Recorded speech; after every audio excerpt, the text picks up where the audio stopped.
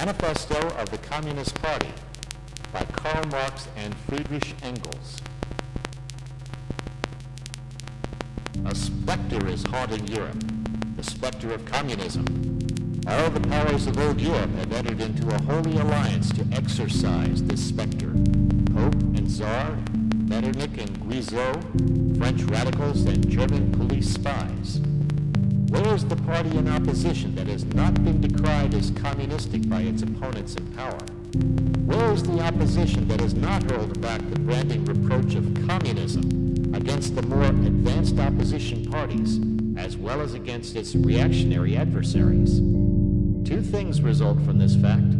One, communism is already acknowledged by all European powers to be itself a power.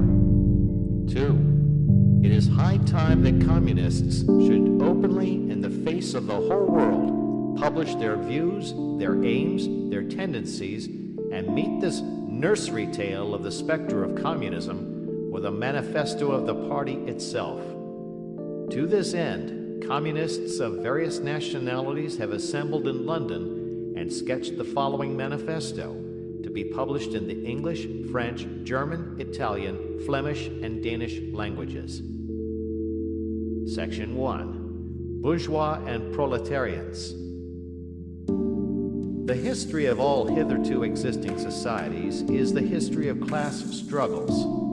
Freeman and slave, patrician and plebeian, lord and serf, guildmaster and journeyman, in a word, oppressor and oppressed, stood in constant opposition to one another, carried on an uninterrupted, now hidden, now open fight, a fight that each time ended either in a revolutionary reconstitution of society at large or in the common ruin of the contending classes.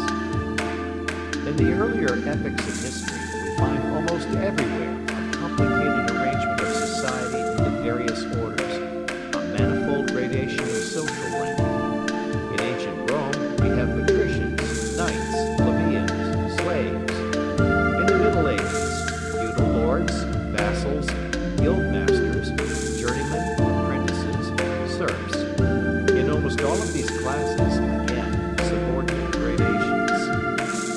The modern bourgeois society that has sprouted from the ruins of feudal society has not done away with class antagonisms. It has but established new classes, new conditions of oppression, new forms of struggle in place of the old ones. Our epoch, the epoch of the bourgeoisie, possesses, however, this distinctive feature.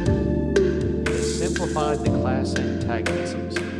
Society as a whole is more and more splitting up into two great hostile camps, into two great classes directly facing each other, bourgeoisie and proletariat. From the serfs of the Middle Ages sprang the chartered burghers of the earliest towns. From these burgesses, the first elements of the bourgeoisie were developed. The discovery of America, the rounding of the Cape, opened up fresh ground for the rising bourgeoisie.